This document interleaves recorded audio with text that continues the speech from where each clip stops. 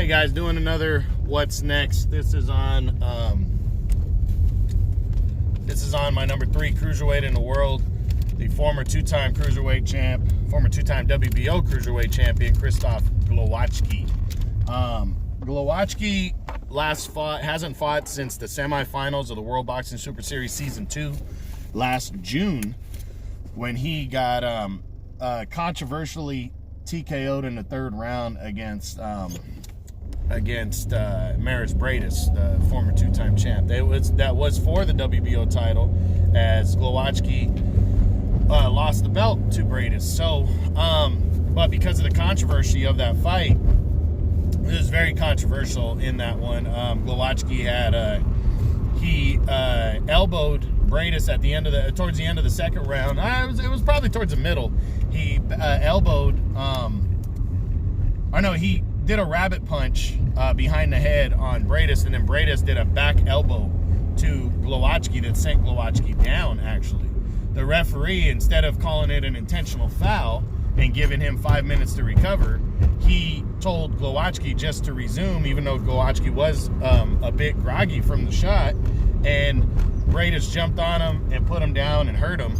And then when the bell started ringing for the end of the round, and the referee didn't hear the bell, they kept ringing it, and the round went on for another 15-20 seconds, where it allowed Bradis to just continue to pummel Glowacki, who was hurt. And then in the third round, Glowacki went out there just on unsteady legs, and Bradis finished him and won. But the WBO finally, after months and months, they originally left it up to the World Boxing Super Series to determine what they were going to do first. Then the WBO was granted the right to determine their thoughts on it and make a judgment. And they passed down saying that Glowacki and Bradis had to fight again if Bradis wanted to hold on to the title. Bradis had a contract with the World Boxing Super Series to fight in the final against Dorticos first. So he vacated the WBO belt, and now Glowacki's fighting for the vacant belt against undefeated Lawrence Okolie. So I got Glowacki winning the fight with Okolie. But, Glowacki's towards the end of his career. Okolie, I don't know anything about him. He hasn't faced anybody near Glowacki's experience.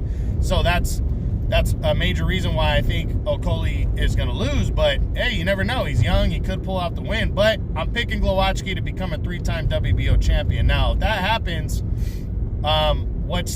that's what we're going to determine the what's next is what is he going to do after the Lawrence Okolie fight. So let's see what's next for former two-time cruiserweight champion Krzystof Glowacki. Granted, he beats Lawrence Okolie next and becomes a 3-time champion. So he should be in optional mode. We start with number 1 IBF champion Junior Dorticos. Well, Dorticos is competing in the final against Bradis.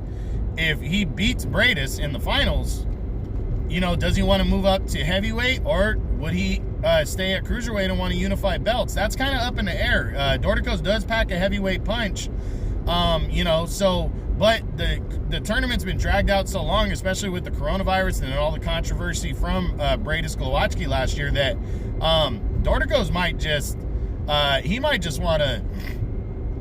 His name is not going to be as star-studded as it would have been if the tournament would have ended when it was supposed to, because it's been dragged out so long. So, by that point, is Dorticos going to want to move up to heavyweight still in his next fight, or is he going to want to maybe unify belts? Do I think him and Glowacki is possible? Absolutely.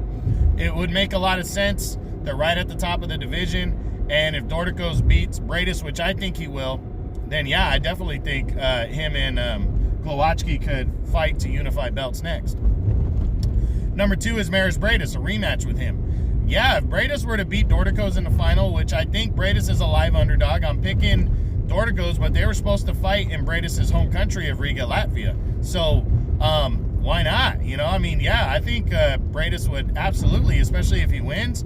That was the title he got stripped of. Would he want to unify that belt? Absolutely, I think he'd go after that belt against Glowacki and they'd rematch.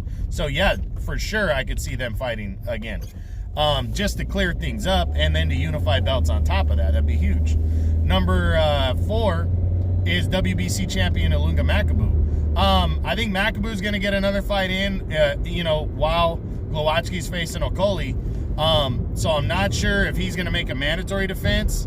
If he doesn't, and he's got to make a mandatory after, then I don't think him and Glowacki would be possible after Glowacki were to beat Okolie. But if Makabu does make a mandatory defense next, then him and Glowacki look like it'd be wide open to fight in a unification bout, and I definitely think that's possible. I think Glowacki is going to want to take a run at the winner of the World Boxing Super Series first, but if he can't get that guy, I think definitely his next option would be to unify against this guy, Ilunga Makabu, as long as Makabu is still champ. So yeah, this fight is possible afterwards. Number 5 is Noel Gavor. Unless Gavor came out and became the number 1 or 2 and forced the fight, I think Glowacki stays away from this one because he's not a big name. Number 6, Mikhail Cieslak. Same kind of thing. Unless he came out and became the WBO mandatory or had scored a big win and became a world champion, I don't think a fight here is possible yet.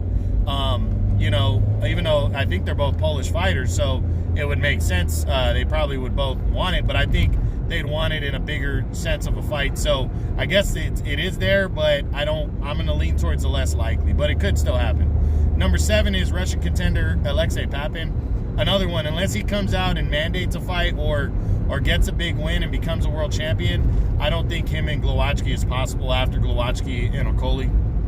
Excuse me. Number 8, Andrew Tabiti. Now, this fight's possible because according to the PBC website and their roster of fighters, Glowacki's still with the PBC, and Tabiti's with the PBC. If Glowacki, I think he's a good style matchup for a guy like Tabiti, who's young, trying to become a world champion for his first time. By that point, maybe he'll have a win under his belt, following, a comeback win under his belt after he lost last year by knockout to Junior Dorticos.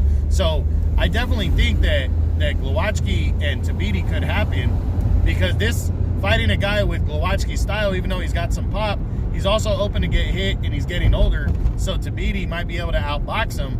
And it's a good matchup, I think, for Tabiti to try to become a world champ. So it's possible. I'm going to lean towards the less likely, but I do think it's absolutely possible. Number 9 is Kevin Lerena. Again, it's up to Lerena if he wants to take a fucking shot against somebody in the top 5. Who knows where he's going to be, late this year, early next year. He might just be fighting nobodies, trying to set himself up. So Lerena really disappoints me. So I'm not going to be convinced that he actually wants to fight against a guy like Glowacki until he actually takes it. And then finally at number 10 is undefeated WBA super champion Arsen Goulamirian. This fight could be possible. I don't think it's going to be first on Glowacki's list because Goulamirian, he's kind of an unknown. But if Goulamirian were to take on somebody decent and retain his title, or even by some chance unify belts, I think Glowacki would look at him for sure. So he's got to kind of sell himself in the meantime and maybe get a big win. Then maybe Glowacki would be willing to fight him. But yeah, I think it's possible, but on the less likely side, because I just think Glowacki is going to want to face top tier, bigger names. But because he has a world title belt, it could be possible. So what do I think Glowacki does next if he beats Lawrence Okolie and becomes a 3-time world champ? I really think he's going to be going after the winner of the World Boxing Super Series. If not that, I think he's definitely going to look at Ilunga Makabu to unify belts for the WBC title. And then after that, maybe Mikhail Cieslak, since they're both kind of Polish fighters. I think that's a makeable fight possibility. Or even a unification against Arsen Goulamirian. I don't think he'll have to worry about a mandatory, so I think that's what he's going to try to do next. So we'll see what happens, but look forward to Glowacki versus Lawrence Okolie for the vacant WBO title next, and that will be on DAZN. Hope you enjoyed it. True Boxing, you've been hit with the truth.